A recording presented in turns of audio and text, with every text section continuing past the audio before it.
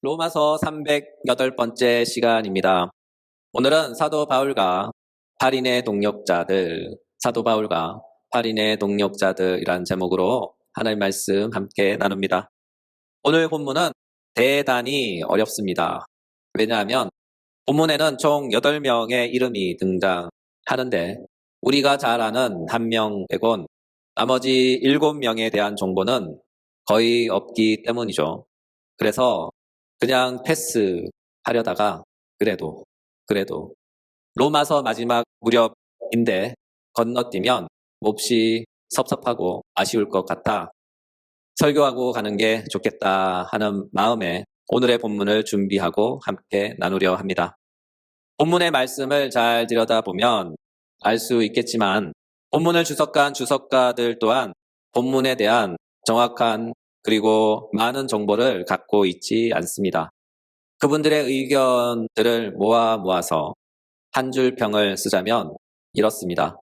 대충 이러지 않을까 합니다. 요 정도 선에서 본문을 주석해요. 쉽게 말해서 그분들도 잘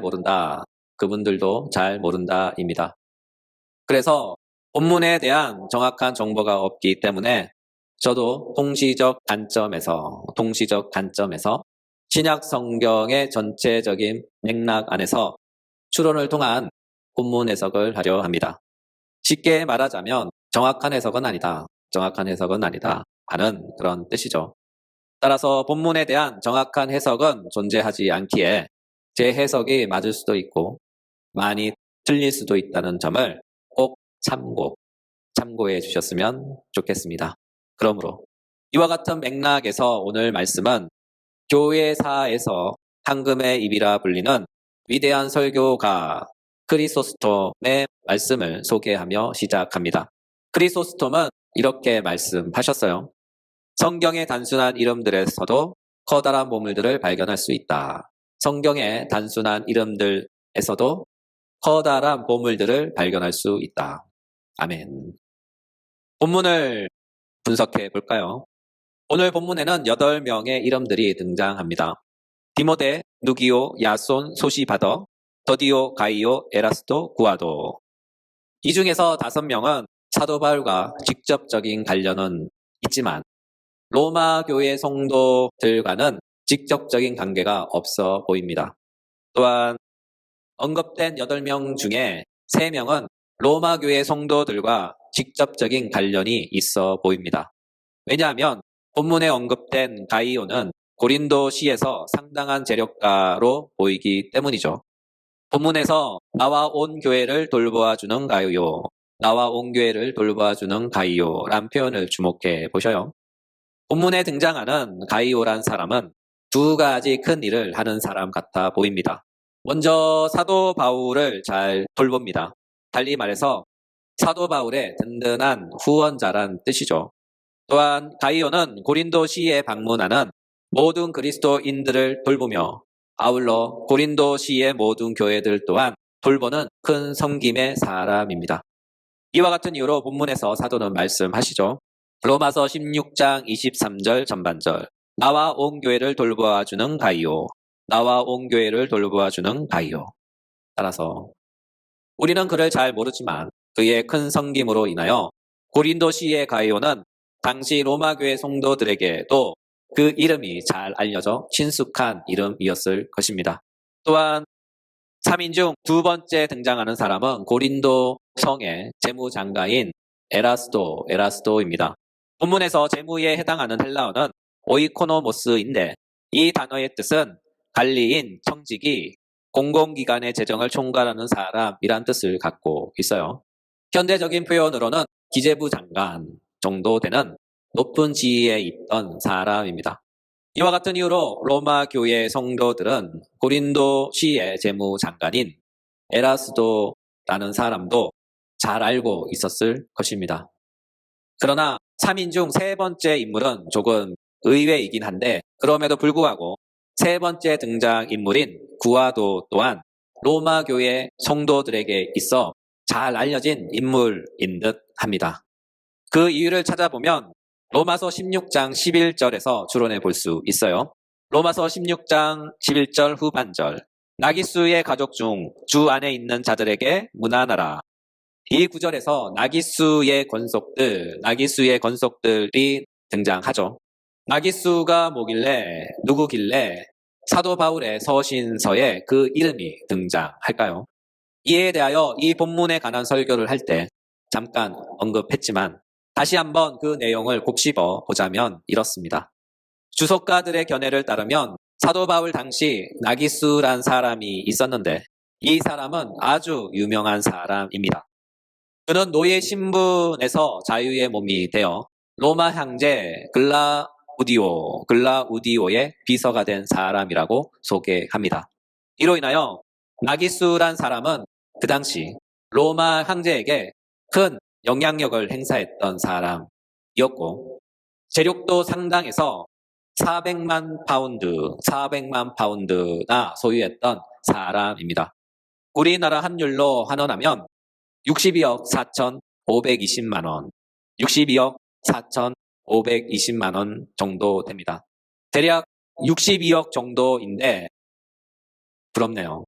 저도 62억 정도 있으면 참 좋겠습니다. 여튼 지금도 62억 정도면 엄청나게 큰 부자인데 그 당시에 62억을 가진 사람이라면 어마어마한 재력가 부자이겠죠. 더욱이 노예 신분에서 자유인이 되어 억만장자가 되었으니 더 유명한 사람이었겠죠. 자수성가한 사람이잖아요. 그렇죠. 예나 지금이나 자수성가한 사람은 사람들에게 큰 영향력을 줍니다. 그렇다면 노예 신분에서 자수성가한 나기수라는 사람과 본문의 구와도가 도대체 무슨 연관성이 있을까요? 이에 대한 대답은 구와도란 이름 속에 있어요. 구와도 또한 노예 출신으로서 자유인이 된 사람이기 때문이죠. 구와도 이에 해당하는 헬라어는 구아르토스입니다. 이는 로마식 이름인데 그 뜻은 네 번째란 뜻을 갖고 있어요. 로마식 이름 첫 번째, 두 번째, 세 번째, 네 번째 등등 이런 이름들은 그 당시 노예에게 붙여진 이름들입니다. 따라서 사도 바울이 소개하고 있는 형제 구와도 또한 노예 출신으로서 자유인이 된 사람이며 또한 고린도시에서 상당한 재력가인 가이오와 고린도시의 재무장관인 에라스도와 함께 나란히 언급된 것으로 보아서 그 또한 고린도시에서 상당한 재력과 권력을 갖고 영향력을 행사했던 인물이 아니었나 하는 합리적 추론과 함께 그 역시 로마 교회 성도들에게 잘 알려진 인물일 것이라는 추론도 가능한 것이죠. 그렇다면 8명 중 3명은 정리가 되었는데 5명은 왜 그들의 이름들이 호명되었을까요? 아마 추측해 보건대 5명은 사도 바울의 핵심 부교역자였던 것 같습니다. 먼저 5명은 세 부분으로 구분해 볼 수 있어요. 첫 번째, 사도 바울의 수제자 디모데. 둘째, 사도 바울의 목회비서 더디오. 셋째, 사도 바울의 친척인 누기오 야손 소시바더입니다. 많은 주석가들은 누기오 야손 소시바더를 사도 바울과 같은 동족인 유대 그리스도인으로 생각합니다. 왜냐하면 친족에 해당하는 헬라어는 혈족에게도 적용되지만 동족에게도 적용되기 때문이죠. 그러나 우리는 굳이 주석가들의 관점을 따라 꼬고 뒤집고 비틀어 해석할 필요는 없는 듯 합니다. 그냥 친족, 혈족이라고 문자 그대로 수납하면 되는 거죠. 본문에서 사용된 단어 그대로 그들이 정말로 진실로 사도 바울의 친척일 수 있잖아요. 우리는 해석할 때 너무 많은 생각을 어떤 단어 안에 주입하는 것 같습니다. 그 마음은 충분히 이해는 되지만 그렇다고 꼭 그렇게까지 의미를 부여하거나 비틀 필요는 없는 거죠. 때론 있는 그대로 있는 그대로 받으세요. 본문은 말씀합니다. 나의 친척 누기요, 나의 친척 야손, 나의 친척 소시바더입니다. 이들이 실제 사촌들인지, 고종 사촌들인지, 외종 사촌인지, 이종 사촌인지 우리는 알 수 없죠. 맞을 수도 있고 아닐 수도 있지만 설마 그 위대한 사도 바울 같은 분이 예의상 가짜로 나의 친척 이런 말을 쓰겠어요? 진실로 친척이니까 친척이라고 썼겠죠. 요점은 본문에서 누기요, 야손, 소시바도는 사도 바울의 친척들로서 아마도 사도 바울에게 직접적으로 많은 재정적 든든한 후원자가 되지 않았나 하는 생각을 합니다. 이와 같은 이유로 사도 바울은 8명의 명단들 가운데 디모데 다음으로 이 3명을 언급하고 있기 때문이죠. 그만큼 이들은 사도 바울의 목회에 있어서 중요한 사람이었다 하는 것을 의미합니다. 그렇다면 이 가운데 첫 번째로 언급된 사람이 있어요. 그 사람이 누구일까요? 네, 우리가 너무나 잘 알고 있는 그분, 바로 디모데입니다. 사도 바울은 디모데에 대하여 이렇게 가장 먼저 언급하며 소개하고 있어요. 로마서 16장 21절 전반절. 나의 동역자 디모데, 나의 동역자 디모데. 사도는요, 디모데에게 동역자란 표현을 썼어요. 동역자에 해당하는 헬라어는 시네르고스인데 이 단어의 뜻은 함께 일하는 자 또는 조수라는 뜻을 갖고 있습니다. 아마도 디모데는 사도 바울의 수제자가 아닐까 하는 생각이 듭니다. 사도 바울의 생각과 신앙 사상을 그대로 이어받은 수제자. 쉽게 말해서 사도 바울의 붕어빵입니다. 이와 같은 이유로 디모데는 에베소 교회의 첫 감독이 됩니다. 달리 표현하면 에베소 교회의 첫 담임 목사가 되는 거죠. 디모데전서 1장 3절 4절. 내가 마게도냐로 갈 때에 너를 권하여 에베소에 머물라 한 것은 어떤 사람들을 명하여 다른 교훈을 가르치지 말며 신화와 끝없는 족보에 몰두하지 말게 하려 함이라. 그렇죠? 사도 바울이 볼 때 거짓 교훈, 즉 이단의 가르침과 유대인들로 말미암는 끝없는 시비에 맞서 그들을 제압할 수 있던 사람은 디모데밖에 없었던 거예요. 그만큼 디모데는 작은 바울이라 불릴 정도로 사도 바울의 사상과 신학이 나은 결정체인 것이죠. 따라서 사도 바울은 자기를 쏙 빼닮은 수제자 디모데를 자신의 동역자로 대우하며 그를 자신의 사역자 그룹에서 제일 먼저 언급한 것입니다. 마지막으로 사도 바울에게 있어 아주 중요한 사람이 있어요. 그 사람은 바로 더디오입니다. 로마서 16장 22절. 이 편지를 기록하는 나 더디오도 주 안에서 너희에게 문안하노라. 신약 성경에서 더디오란 이름은 오직 본문에서만 나옵니다. 그만큼 잘 등장하지 않은 이름이며 그는 사도 바울의 그림자로서 늘 사도 바울과 동행했던 사람으로 보입니다. 주석가들은 사도 바울의 목회비서라고 평을 합니다. 저도 이 표현은 좋은 것 같아요. 한때 저는 목사가 무슨 비서냐라는 생각을 했는데 오늘 본문을 보니까 목회비서 직책은 초대교회부터 있었던 직책인 것 같습니다. 그래서 있으면 참 좋은 제도일 것 같다는 생각이 드네요. 왜냐하면 성경적이니까. 있잖아요. 사도 바울의 목회비서. 그렇죠? 그렇다면 사도 바울은 왜 목회비서가 필요했을까요? 보통 두 가지로 추측해 볼 수 있어요. 하나는 눈이 나빠서입니다. 사도 바울이 다메섹 도상에서 부활한 주님을 만났을 때 그때 시력을 잃지 않았나 하는 견해죠. 사도행전 9장 3절부터 7절.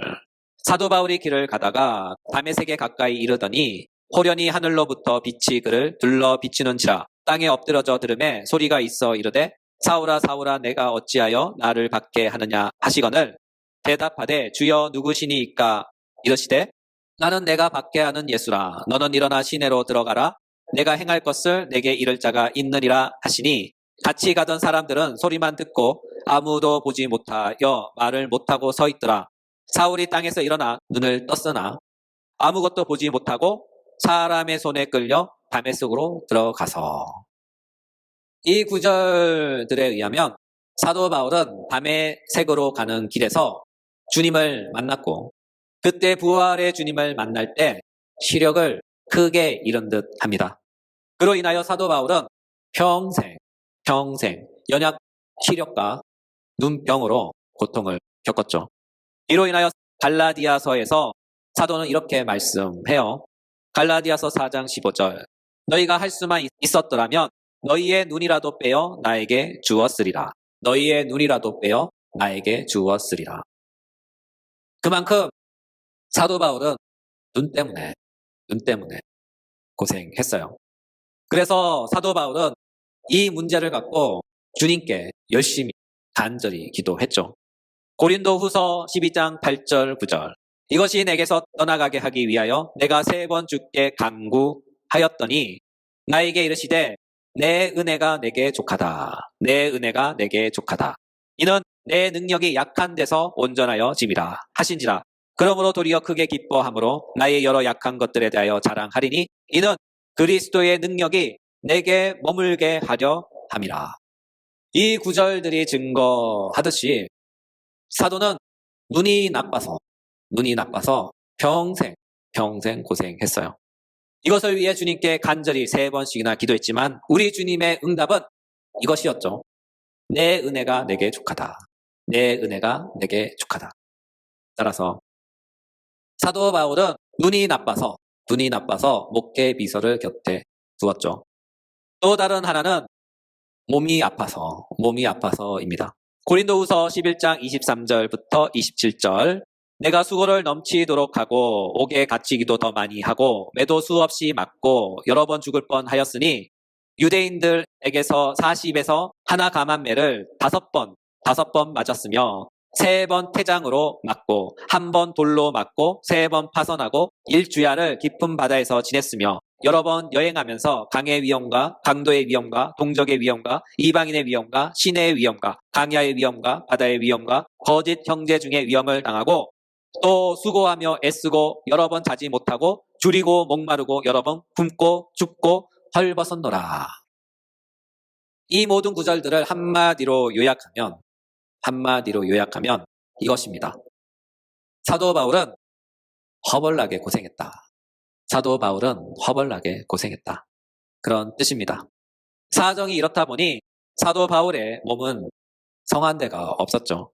쉽게 말해서 안 아픈 곳이 없었다입니다. 그래서 사도 바울은 바로 곁에서 그의 연약한 몸을 지속적으로 돌봐줄 목회 비서가 필요했던 것이죠. 그러므로 사도 바울에게 있어서 목회 비서는 사도 바울의 눈과 귀가 되며 사도 바울의 손과 발입니다. 그런데 더디오에 대한 아주 중요한 요점이 있어요. 더디오에 해당하는 헬라어는 테르티오스인데 이 또한 로마식 이름으로서 세 번째란 뜻입니다. 여러분, 이것은 무슨 뜻일까요? 네, 사도 바울의 목회 비서인 더디오도 노예였다 하는 그런 뜻입니다. 누군지는 모르지만 어디서부터인지 모르지만 사도 바울의 연약한 육체를 보필하기 위해 누군가가 노예인 더디오를 사도 바울에게 준 것이죠. 그러나 사도 바울은 그의 노예였던 더디오에게 자유를 주었고 그를 자신의 동역자로 대우해 준 것이죠. 그 결과 더디오는 사도 바울에게 있어서 없어서는 안 될 사람이며 평생 사도 바울의 그림자가 되어 빛도 없이 이름도 없이 그를 섬겨왔던 것이죠. 그랬던 그를 사도 바울은 본문에서 자신의 동역자로 자신의 동력자로 소개하며 그의 이름을 서신서에 넣도록 한 것이죠. 요약하면 본문에서 사도 바울의 8인의 사람들이 나옵니다. 그들은 사도 바울에게 있어서 핵심 그룹들이죠. 5명은 사도 바울의 목회 일선에서 아주 중요한 조력자들이었고 나머지 3명은 사도 바울의 목회 이선에서 그를 물신양면으로 돕는 조력자들이었습니다. 이와 같은 사도 바울을 돕는 사람들이 있었기에 사도 바울은 위대한 복음 전도자, 위대한 이방인의 사도로 탄생할 수 있었던 것이죠. 더욱이 오늘날 세계 복음의 선교에 있어서 초석을 놓았던 사람이 바로 사도 바울입니다. 또한 사도 바울은 우리 주님의 대위임령을 실현한 사람이죠. 우리 주님은 말씀하셨어요. 마태복음 28장 19절 20절. 그러므로 너희는 가서 모든 민족을 제자로 삼아 아버지와 아들과 성령의 이름으로 세례를 베풀고 내가 너희에게 분부한 모든 것을 가르쳐 지키게 하라. 볼지어다 내가 세상 끝날까지 너희와 항상 함께 있으리라. 아멘. 오늘의 말씀을 마무리합니다. 세상에 이런 말이 있어요. 혼자 가면 길이 되고 함께 가면 역사가 된다. 혼자 가면 길이 되고 함께 가면 역사가 된다. 여기에 모인 우리 모두는 주님의 대위임령에 힘쓰고 애쓰는 목회자와 동역하며 그와 함께 8인의 사역자가 되어 하나님의 영광의 역사를 함께 써내려가는 하늘나라의 영광의 주역들이 되시길 예수님의 이름으로 축복합니다.